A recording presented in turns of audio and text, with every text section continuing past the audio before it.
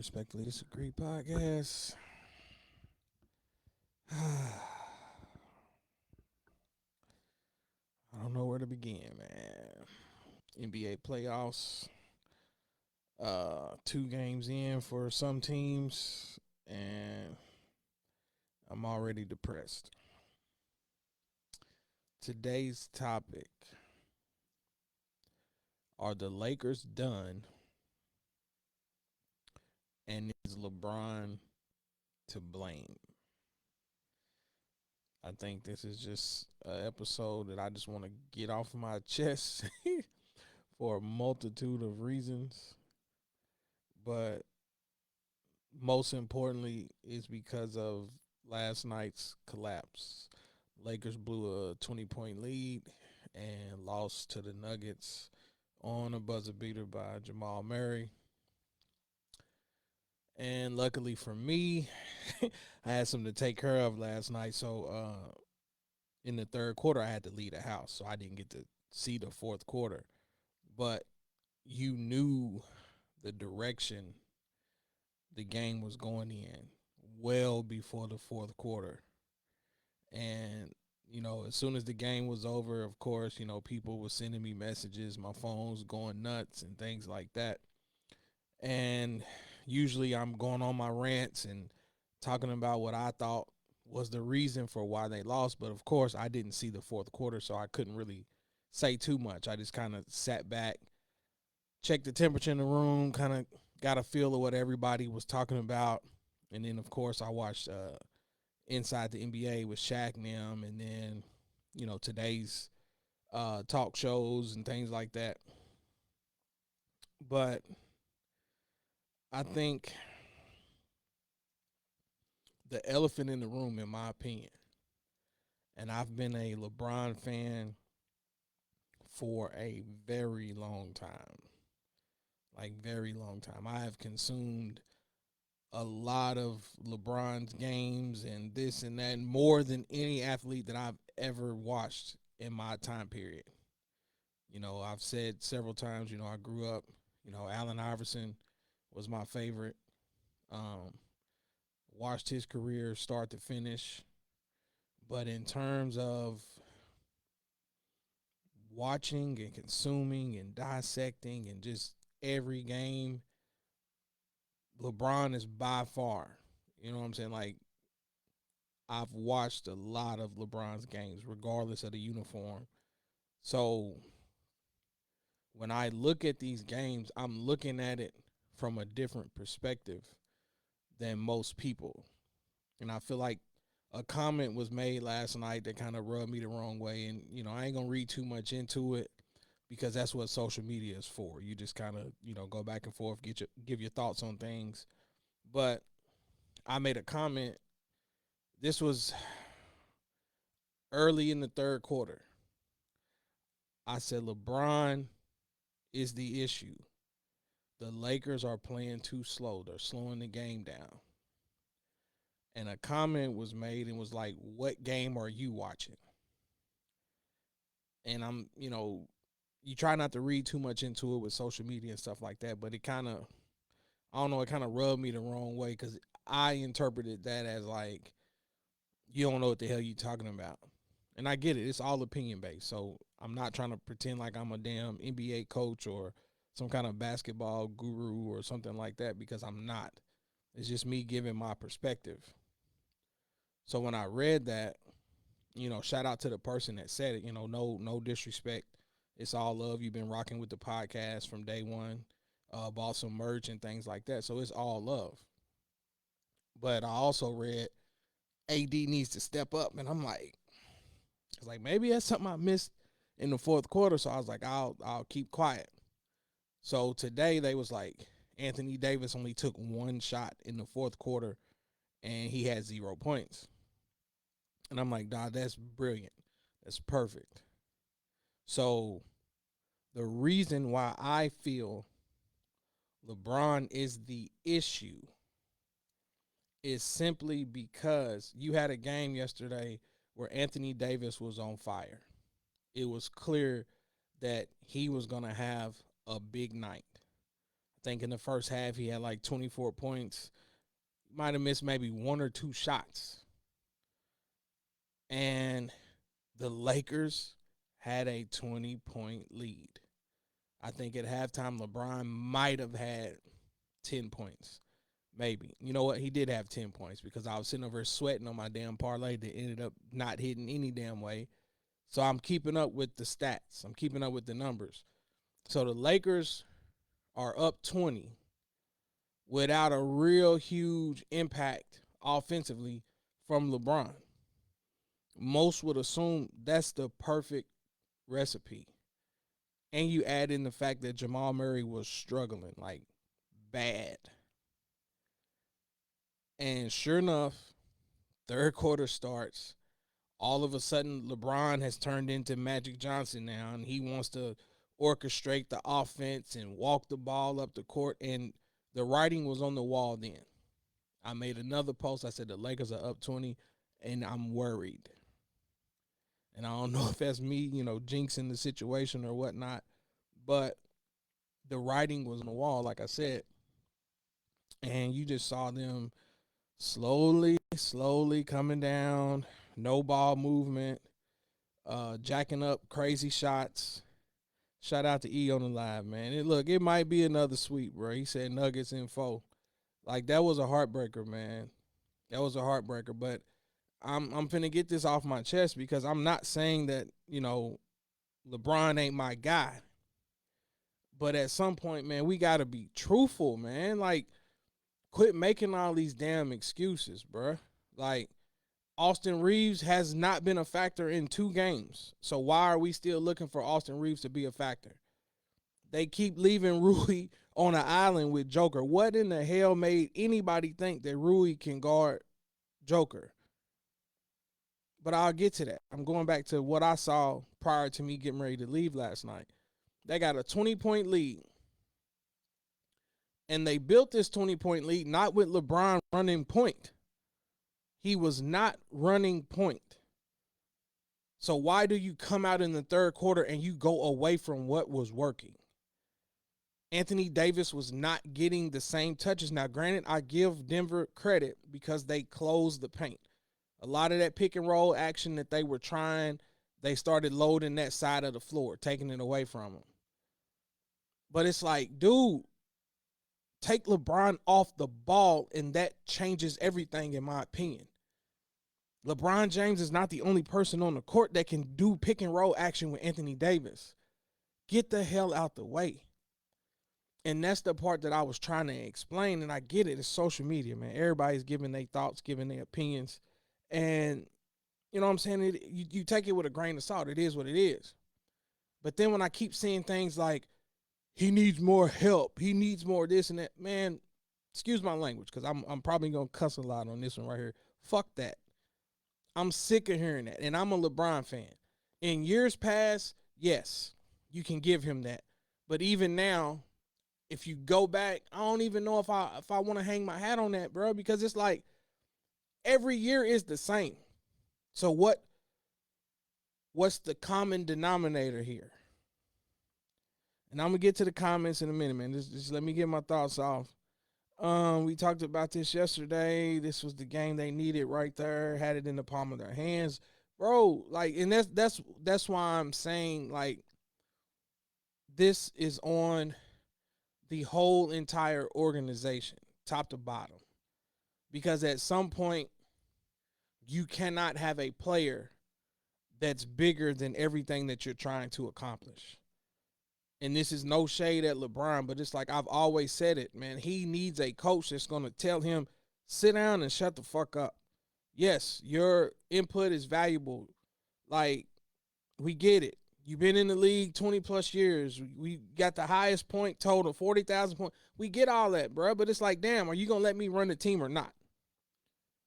Now, granted, Darvin Ham ain't the brightest light bulb in the damn room, because I don't understand why you got Dinwiddie and Vincent on the court at the same time, along with Prince, Austin Reeves, and AD. It's like, bro, like, Denver's chemistry is too much for that type of lineup, bro. Like, what are you doing? And I felt like in that particular game last night, unless LeBron them is waving their hand like, hey, bro, give me a blow. Keep your ass in the game, man. We ain't like, you got 2 days out. Game 3 ain't even until Thursday anyway. So, nah, bro, we leaving it all out here. 20-point lead, you can't ask for nothing better than that. But it's like you come out in the third quarter and go away from everything that worked. Is he turning into Jordan, his last days of his career, wanting to still do everything and wanted to be in the spotlight instead of being like Westbrook and taking a back seat? Man, Shaq, dog, I'm slowly starting to lean in that direction, bro. It's like they built the lead without him, but he had to figure out how he was gonna stamp his name into them winning the game. And I felt like that's why they ended up losing. Like, if you looked at that first half, bro, Joker was tired. I saw him a whole lot, bro. AD was working him. And he's trying to clear the boards, push the ball up the floor. He's trying to score. Like, he was having to do a lot with Murray struggling in the first half. Why go away from that? Why go away from that? And I'm like, dog, the Lakers just kept walking the ball up the court. Walking the ball up the court. At some point, I saw LeBron, they rolling the ball. I'm like, bro, it's the third quarter, bro. Like, what are you doing? If it's the fourth quarter, you up 20, cool. Try everything in your power to bleed the clock. But I'm like, bro, put your foot on their neck, man. These are the defending champions, and they're at home. Now, Denver's not going to lose a lot of games at home. Like, I'm at home on the couch, bro. How is that common sense to me, but not to the people that's making millions of dollars? It's been playing high-level basketball all their lives, bro. Like, it makes no sense. So when somebody says to me, what game was I watching? I'm like, shit, what game are y'all watching? Anthony Davis and D-Lo set the tone. And I tell people all the time, it's like, you got to live or die with D-Lo and his shot selection. He'll come down and jack up some shit in the middle of the offense. But once he's on, you live with it. Let him play. And last night he was on, bro. And it's like that first quarter, the ball was in his hands. He was coming down, pulling up. He was creating for himself. And then the third quarter start, and you take the ball out of his hands. Like, fuck that. I'm sorry, man. That somebody got to tell LeBron the truth, bro. Somebody got to tell him the truth. And that's the part that I just like, I'm just sitting here and I be watching. And I'm like, but then people will check the box score. LeBron had 27, 14, and 8. What else do you want him to do? Like, bro, that shit is fool's gold. Apparently, he had a great fourth quarter. I didn't see it. I didn't get to watch the fourth quarter. But it's like, up until the fourth quarter, they got a 20-point lead, and you telling me that he didn't have to put no effort in offensively, then guess what, Bron? Take a fucking back seat. Tonight ain't your night, bro. Just do the little things. Be ready to defend, help on the rebounds, swing and get people involved. But the offense should not run through you. Been hearing this shit second half of the season. I'm diehard Lakers, but I'm also a realist. I told people what the fuck y'all seeing. I'm not seeing where they believe the Lakers would win this series. I'm going to push the button on you. Wrong button. I disagree. I told you that over the phone, bro. And it's like, I'm not going to solely say that they can't beat them. Dog, they had a 15-point lead in both games. Somebody's got to check LeBron, dog. Like, you do not have to do everything. And I feel like, in my opinion, if you really watch that game and you look at the Lakers' defensive scheme or whatever it is that they're trying to do, if they dump down to Joker in the post, they're trying to blitz and trap. Joker is not a selfish player. He's going to pass the ball. Guess what? Murray's not a selfish player. He's going to pass the ball. He's swinging into KCP on the wing. If KCP shot is falling, he'll take it. Every now and then he may put the ball on the ground. But guess what? KCP's shot was not falling last night. So guess what he done? Made the extra pass to guess who is waiting in the damn corner? Porter Jr. And you know that's money.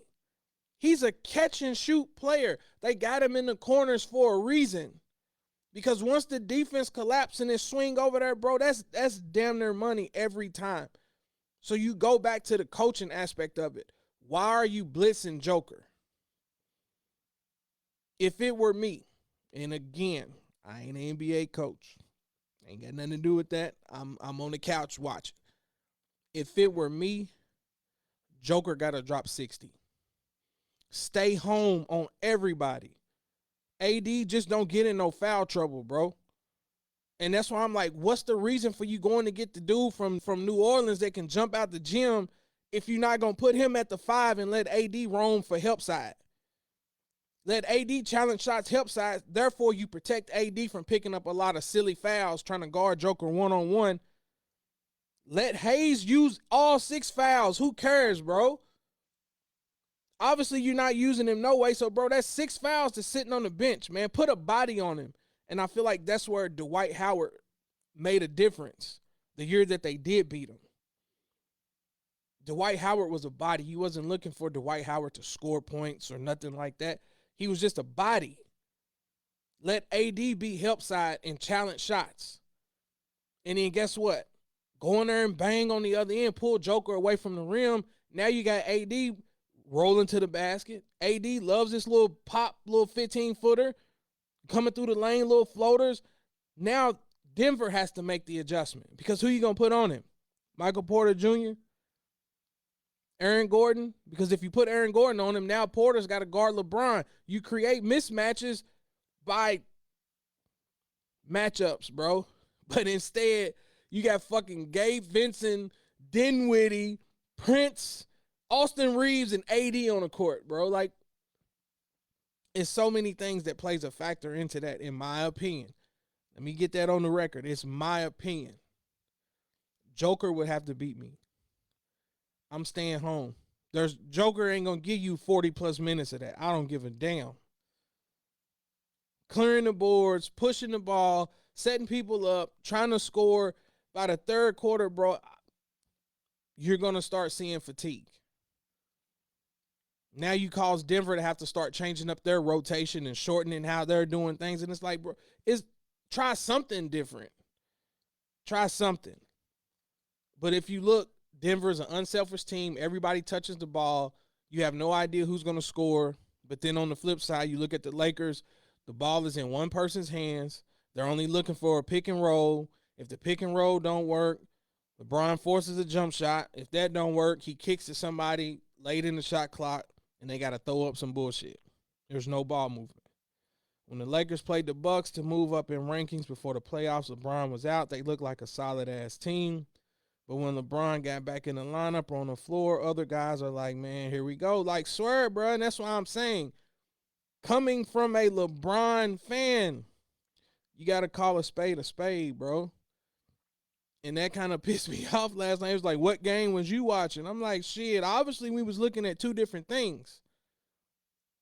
Oh, man, LeBron carried them through the fourth quarter. Bro, if AD got 30 and he's getting any shot he wants, man, AD shot 70% last night. Why the fuck would you go away from that? I don't care if he got 4 fouls or not, bro. Why would you go away from that? It makes no sense. So then you get this whole narrative, oh, LeBron hit these threes in the fourth. He had to do this and do that. And it's like, bro, cut the bullshit. You add an extra work on yourself because of your style of play, man. There's no way that you get up 20 and you get comfortable and start walking the ball up the court against the defending champ at home. You were supposed to bury them, bro. You were supposed to try to go up 30 and force them to be like, you know what? Take everybody out. Get ready for game 3. But instead, you gave them a little ray of hope. And right before I got ready to walk out the door, they had cut the lead to like 12. And I knew then, I was like, nope. I was like, this shit over with. When I left the house, Jamal Murray had 6 points. I walked back in, this motherfucker got 20. And it's like, how does that happen, man? And shout out to Clyde. He sent me a message, and I would love to get y'all's thoughts. I don't know who's still watching the live, but it's like, should LeBron had stayed on Murray, or should he have allowed them to switch? I don't know if he was joking or he was being that Jordan wouldn't have allowed the switch, and I'm like, I don't know how I feel about that.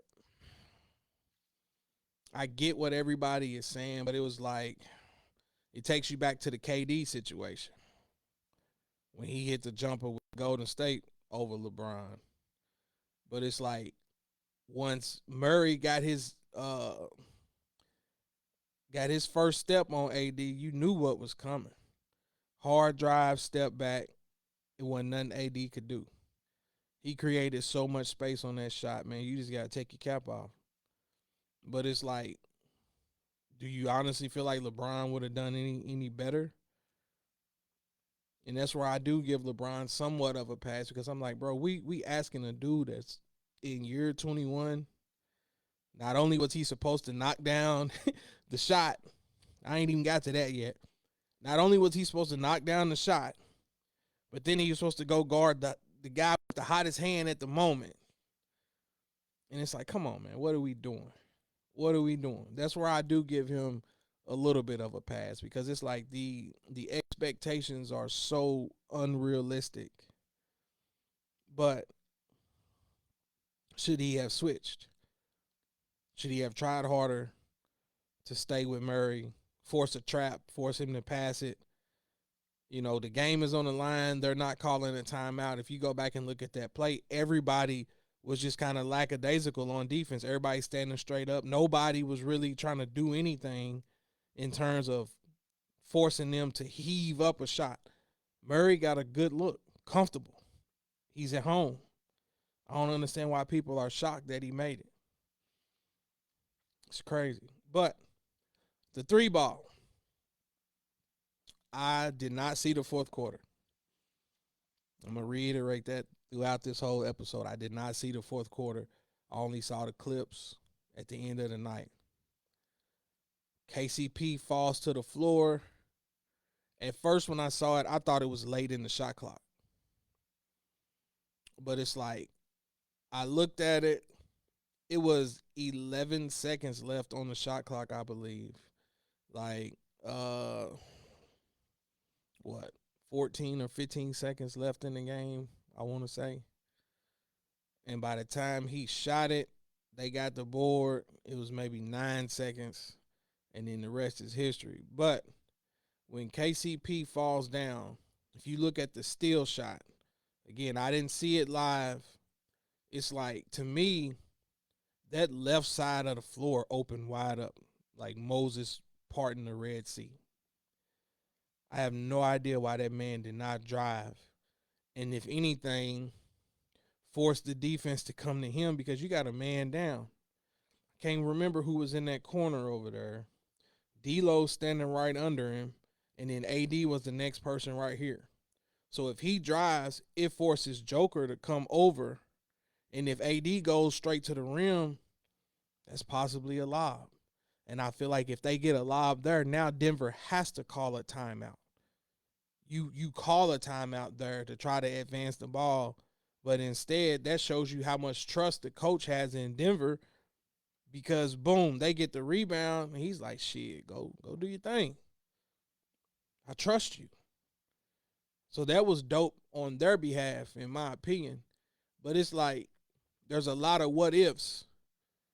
And we all know that LeBron is a streaky shooter. I've said that 1,000 times. Anybody that watches basketball knows that. So when I hear a question like, what game was you watching? Shit. That man is standing there on the island, flat-footed. To me, he shoots all arms, in my opinion.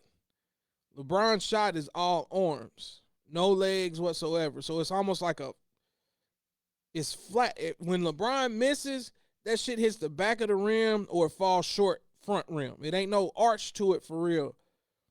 Now, once he gets in a rhythm and he jumps more, then that's when his shots start going in. But if he shoots a set shot, it's flat. So as soon as he had time to gather and set his feet, bro, you man, dong. You knew what was coming, bro. And it's like, why take it? Why take that shot, man? And then the first thing they do is go to the podium and blame the referees. And that was another play that I didn't see. And it's like, hell, apparently that happened in the third quarter. So, all right, if they call it, I think at the time they still had like a 10-point lead or something, 12. You extend the lead, but that ain't to say that that changed the outcome of the game, bro. Just shut the fuck up and hoop. Excuse my language. Just shut up and hoop, man. That's why I'm just like, dad, like, it's hard to stomach, man. But going back to E's point, he said that he didn't see anything that made him believe that the Lakers could beat them, and that's why I'm like, nah, bro. Like I don't necessarily agree with that. They can beat them. They done been up in every game. Even if you go look at the series last year, the Lakers were up in every game. They just go away from what worked. Why would you change something unless the other team forced you to change it? That's the part I don't get. Like, all right, they somewhat took away the pick and roll, but guess what? Move the ball, get everybody involved, man. You can't ask Austin Reeves to stand in a corner for three solid quarters, just standing around, no touches, no drives, no nothing, no free throws, just to see the ball go through the basket, and then in the fourth quarter, you just give him the ball, and he's supposed to go do something. I feel bad for Rui. Rui, his confidence was through the roof throughout the year. When they inserted him into the starting lineup, things picked up, and now it's like he's the scapegoat. Now you throw Rui to the Wolves, and it's like, nah, bro, not this time. I ain't on board with that. Y'all blame Vogel, y'all blame Westbrook, y'all blamed everybody. Same shit. Guess who's still there? Do you think Bron's telling Coach Ham, man, I'm doing my thing and you're going to have to do it my way? That's what it feels like to me, bro. I'm just being 100% honest.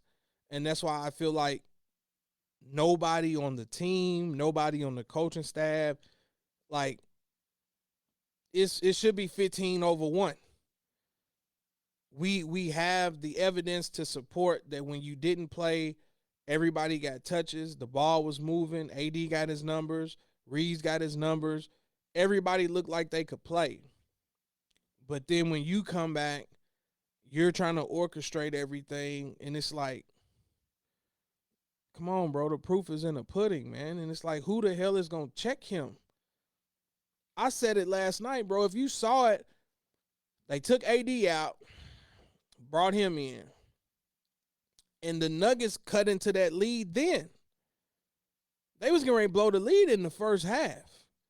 They took LeBron out, and then they went back up. Once they got up, I want to say maybe 12 or 14, and the Lakers started turning the ball over a little bit. They wasn't getting no points. And then all of a sudden, LeBron jumped up, comes back in the game, and they were able to extend the lead right there. But it's like he was not the contributing factor to them building the lead.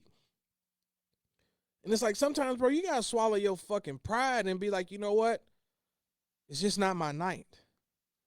Conserve your energy so that if they do try to come back, then guess what, bro? You got fresh legs to try to help seal the deal. Keep doing what's working. It took D'Lo completely out of his flow. Same way with Dame the other night, bro. Dame was cooking. And guess what Milwaukee kept doing? Give him the ball. Feed the hot hand. And man, his 6 threes, some incredible threes, like damn near half court.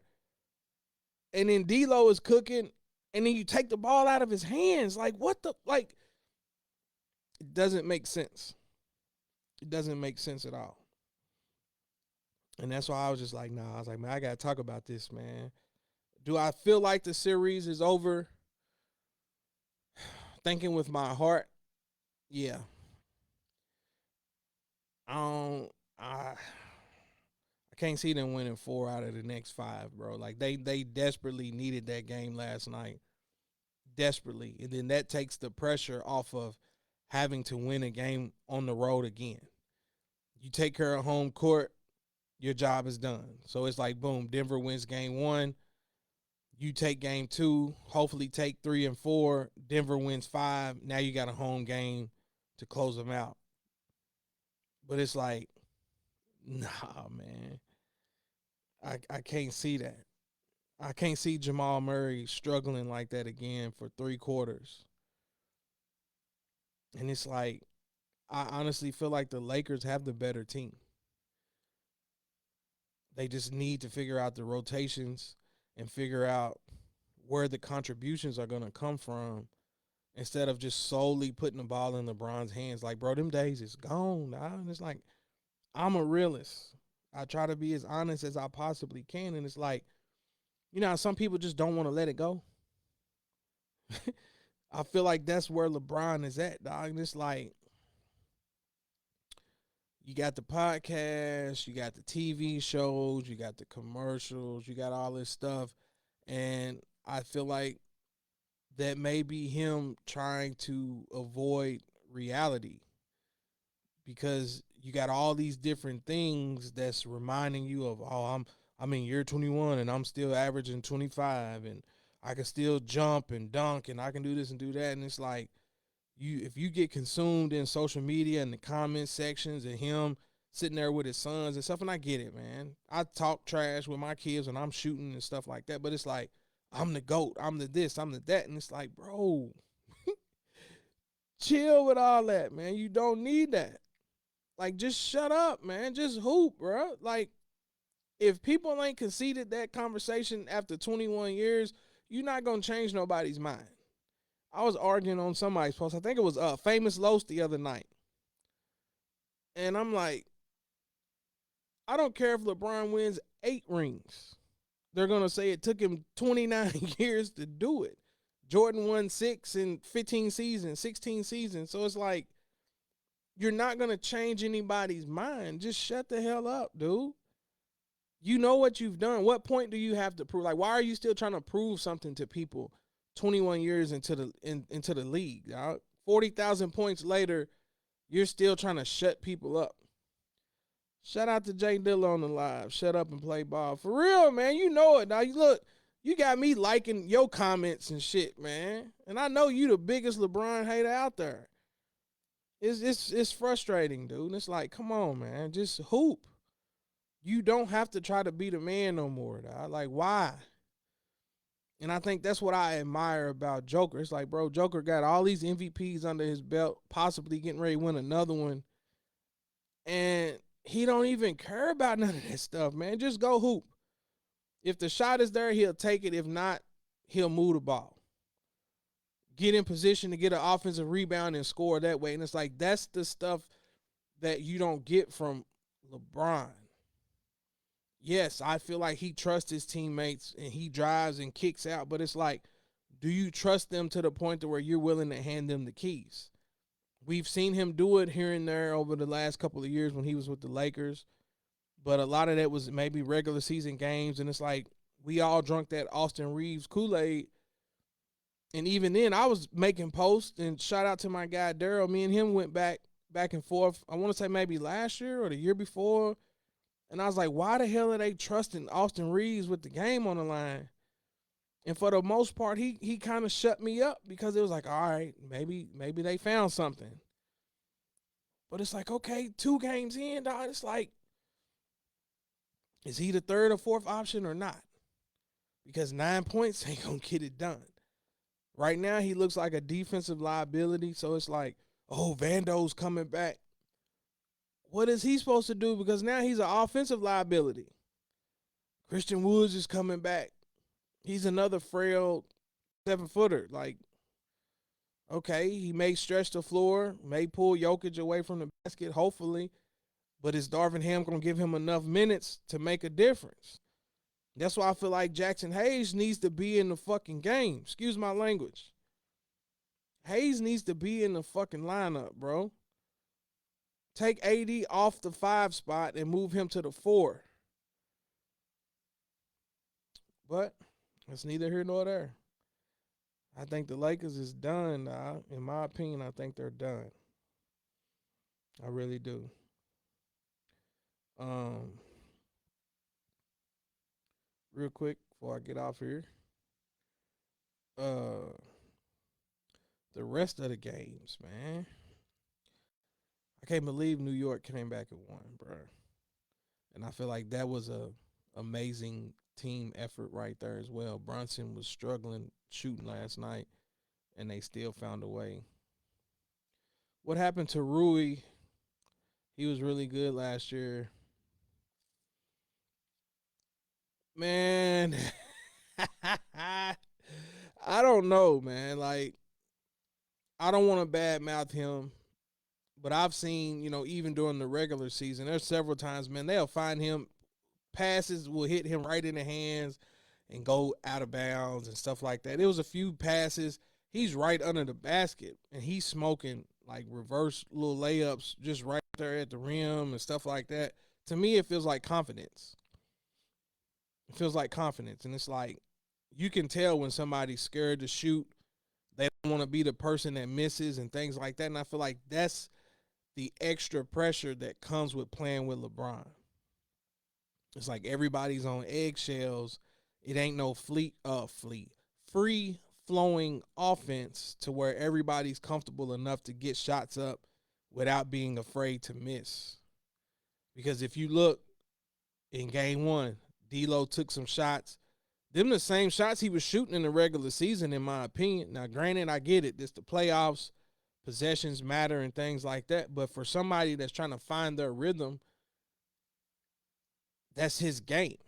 So every time they take a shot, LeBron's throwing his hands up in the air. He's pouting. He's this and that. And it's like, bro, it's got to be hard to play with because guess what? I used to do that shit. I used to do that. Shout out to everybody that's done hoop with me before. It's like anytime other people would make a mistake, I'm cussing, yelling, slamming the ball to the point to where it's like, give me the ball. And I'm gonna try to do everything and this and that. And it's like it makes it harder, bro. It's like nobody really wants to play with you. So that's why I'm saying to myself, I'm like, this guy gotta hurry up and retire because now all the arguments that we've had, and I say we because I'm including myself, all the things that I used to say to defend him in the past is slowly coming back to haunt it, to haunt us. Because it's like, okay, oh, LeBron makes everybody better. He does this and does that. And it's like, now everybody just standing around, man.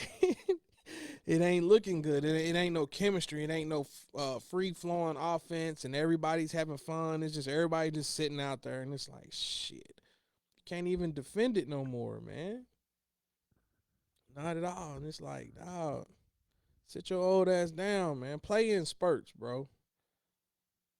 The Lakers don't have a bad team, and I kept hearing that on what was I watching? I think Gilbert Arenas podcast. He's like, I don't think the Lakers team is better than they were last year, and it's like I don't necessarily agree with that, bro. They went and got shooters, they got size, they got defensive players that can defend the wings. Figure out a rotation. Help people get their confidence so when the ball does come their way, they're not afraid to shoot it. So nah, man, I ain't hanging my hat on that, bro. And that's why I just feel like, man, come on, bro. LeBron, you supposed to be the upper echelon of basketball players, and it's like you got to see that, man. You ain't got to do it all every night. Last night was one of them nights, bro. Like this ain't your game, bro. Just see what D'Lo and AD gonna do. If you start squandering the lead, then try to do that. But it's like you come out in the third quarter and now the ball is in your hands, and it's like shit. You ain't even building on the lead, bro. Do something different. And that's where Darvin Ham was supposed to take his ass out before you even blow it. As soon as you saw them cut that shit to 14, hey, bro, go back to what we was doing. D-Lo, go get the ball. Gotta swallow your pride, man. Otherwise, y'all ass gonna be back at home. How do you lose 10 straight? They 0-10 against Denver. That just from a psychological standpoint, bro. It's like the Lakers might be done, man, mentally. You might be a few people that's done checked out. But we'll see Thursday, man. They got a extra night to rest. Hopefully that helps. Um, but real quick, like I was saying about New York, bro, that was an unbelievable game. I thought Philly had him. Maxey was playing his ass off. Um, I don't think Embiid is gonna sustain a lengthy series. If I was the Knicks, I would try to go and put everything I got in game 3. And then hopefully Philly will just roll over in game 4. Cause Embiid is really, as a 7-footer, a heavy 7-footer with a knee injury. He been having knee and foot problems for the majority of his career, hell, even going back to Kansas. That's a lot, man. You asking a lot. And he's putting his body on the line, bro, and it's like, I don't know if it's worth it. It's unfortunate that he had to, leave in the middle of the season, but you trying to put your body on the line to win a first round matchup with the Knicks, and it's like, it's a bad, bad matchup, man. The Knicks, without Randall, they're able to get out and get up and down and move. And it's a lot of plays last night where Embiid just, you could see that he was struggling. His mobility ain't there. So if I'm the Knicks, I'm going all out, and I'm trying to win game 3, and Philly will just roll over at that point. Boston, if that's you, Jay, that's still on the line, y'all better sweep them. I don't hear nothing about no cakewalk in the East now, huh? It ain't a cakewalk no more. It's only a cakewalk when somebody else was in the East, but it's all right. Um, I think Boston will take care of them. Should be a sweep. So that's Boston, the Knicks. Um, I want to see what the Pacers do today because that game got away from them. Dame had an out of body experience, I feel like, because if you look at how they defended him, excuse me, in the second half, I feel like they're gonna come with that game plan tonight in the first half. So if you somewhat kind of control him to where now they got to lean on, Bobby Portis, Middleton. I think Indiana might can get them. Halliburton had a bad game. Um, it's gonna be interesting, but I think Indiana can get them. So now we talking Boston, New York, Indiana, and then Cleveland gonna go on and take care of Orlando. That ain't even worth talking about. So that's who I got advancing in the East. Cleveland, Boston, the Knicks, and the Pacers. And then I want to see how Booker responds tonight. I think Booker had a bad game shooting wise. Um, I feel like Phoenix can get Minnesota, but I feel like they have the same issues that the Lakers got. They don't really have a offense where you utilize everybody on the floor. It's almost like, all right, Book's hot, we're gonna give it to him. KD's hot, we're gonna give it to him. Bradley Beal had one game the other week where he was hot, and it's like they just ping pong back and forth. So it ain't really a move the ball, and you got all these different threats on the floor. I think Phoenix can get them, but that's solely gonna depend on how they defend Anthony Edwards. Right now, Anthony Edwards is in the zone, man. He all the bright lights are on him. Um, in terms of marketing, I'm looking at Sprite commercials, shoe commercials. His new sneaker dog is tough.